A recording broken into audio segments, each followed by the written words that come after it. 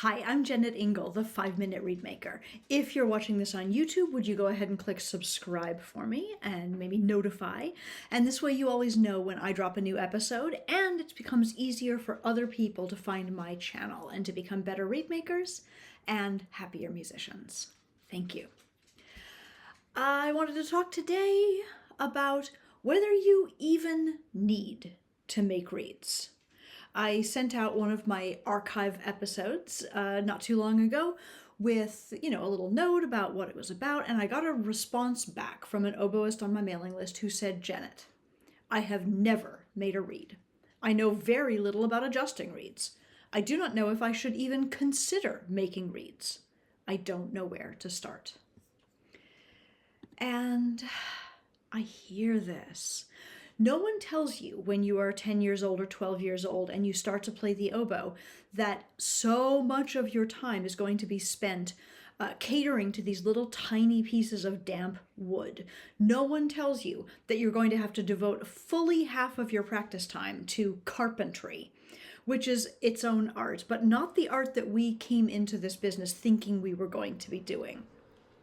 No one tells you that this little tiny piece of wood is going to have such an impact on your ability to sound like anything, on your mood, on your self-image as an oboist and as a musician. No one tells you how important this is going to be, and it turns out that it's so important.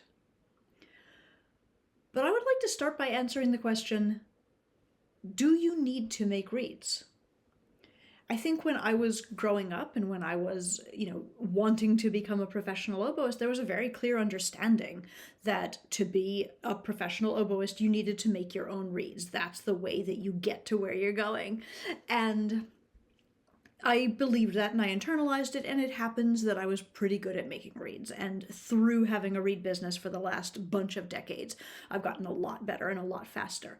So I'm very bought in on making reeds. I make my own, of course. I make them for hundreds of other people every month. And I love about the oboe that if I'm not happy with my sound, if I'm not happy with my projection, if I'm not happy with the way things feel on a given day, it's only a few knife strokes away to fix that problem.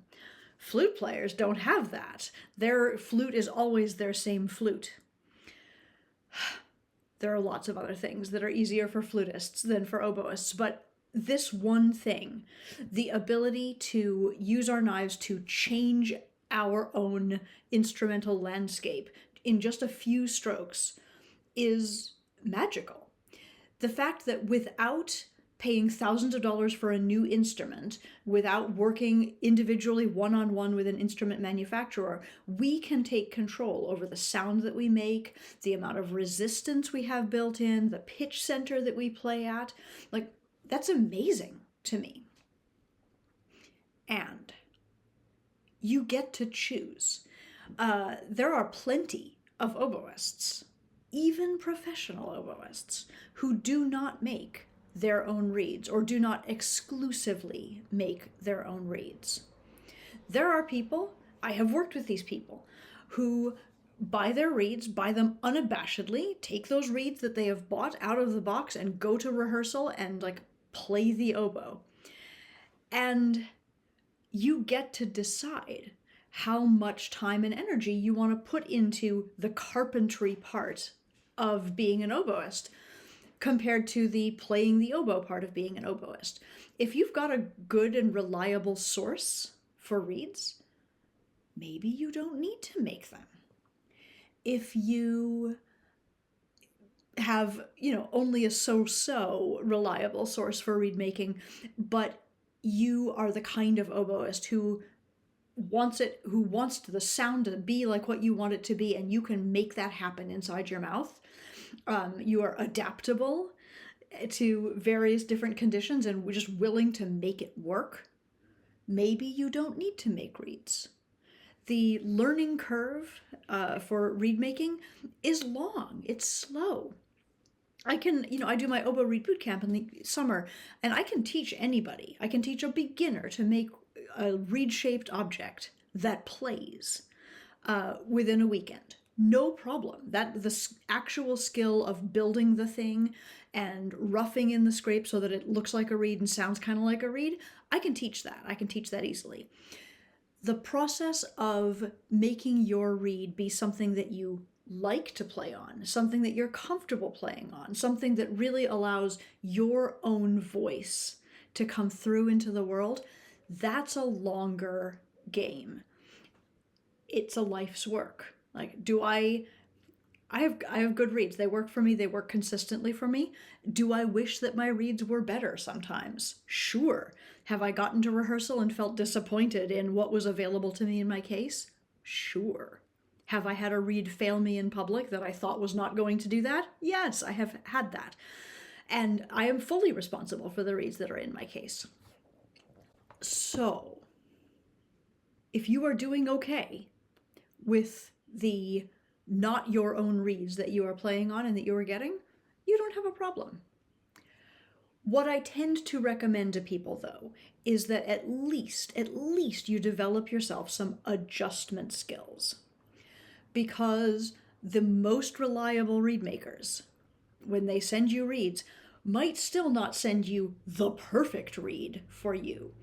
You might need that reed to be a little bit more responsive, a little bit more restrained, a little bit less colorful or more colorful, a little bit flatter or sharper, a little bit more closed or more open.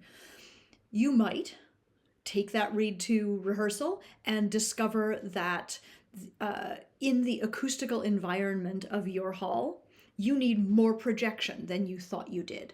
You might discover that you need, that the piece is unexpectedly more delicate than you'd expected, and you really need to be able to melt your sound away or really, really blend with a different first oboe than you thought you were going to be playing with. If you do not dare to bring a knife into the equation and make adjustments for yourself, which is a very reasonable feeling if you haven't got a lot of experience doing it, if you do not dare to make those adjustments for yourself, then all you have are the reeds in your case. And reeds will break your heart. They are not consistent and they are not your friend. So if you've ever found yourself in a situation where you have 3 reeds, one is too hard, one is too easy, and one just kind of sucks, you probably would benefit from developing some adjustment skills. I would point you toward my video on petting the kitty as a first step. It's remarkable how many reeds that simple task will improve. And I'm a huge fan of people being able to put words on the problem that they are having, devise a strategy to fix it, make an improvement. Because you don't have to live like that with the one that is too hard and the one that is too easy and the other one that just sucks. You can do better than that. You can take care of your own needs if you have some basic adjustment skills. Step back. If you feel like you would like more control over the process, a thing you can do is buy blanks from Reedmakers so that the winding part, the cane processing part, the busy stuff is done, and you can start by creating, by building your own reed structure onto that blank and then playing that blank. Even less advanced than that, even less work than that, is buying something like my sort of scraped reeds that I do offer, where I've put in a day 1 scrape, I know that they beep and crow and they don't leak, and the rest is up to you. It's not a finished reed, it's just a reed-shaped object, but it's on its way, and there's a lot of good structure already in place so that you can make it be what you want it to be without having to do quite so much labor, because you always get to choose how much time you want to spend on this process and how many variables you want to be messing around with. If you're ready to mess around with a few more variables, of course, you back up from buying blanks or buying sort of scraped reeds and you buy shaped cane. And you learn to wind it with all of the challenges that are built into that process. And you learn to create your reed-shaped object from that. If you get real motivated, maybe you buy a shaper, and that way you can change out the tips and choose to have a wider or a narrower reed. You will have control over that stage in the process, and you will always know when you are working with a blank exactly what shape you have put on there. And with every step backward in the process, from simply adjusting reeds that other people have sent you, to sort of scraped reeds, to blanks, to shaped cane, to gouged cane, to gouging your own cane would be the earliest step that I would advise. Growing the cane, I suppose, would be earlier than that, but that's not a thing that I do. With every step back, you add more time on your side. You add more variables, which, sure, you get control of them, and that's a good thing, but with every new machine, with every new step that you have to take, there is a plenty of possibility of you bringing errors into the process that you have to recover from later, or problems of one sort or another sneaking into your process. As it is, for me, as a professional reed maker, I spend substantially more time making reeds than I do actually practicing or performing on the oboe. I think that if I were making reeds only for myself, it would be more like maybe a 60-40 playing to reed making. I certainly know people for whom the carpentry is half of the time that they put in. And maybe that's not for you right now. Maybe you have a full-time job doing something actual, serious, and grown-up, and you do not have the time to sit and fuss over little bits of damp wood when you could be just practicing and playing. There is no shame in that. You can do that. Maybe you have a little more time in your life and you want a little bit more control.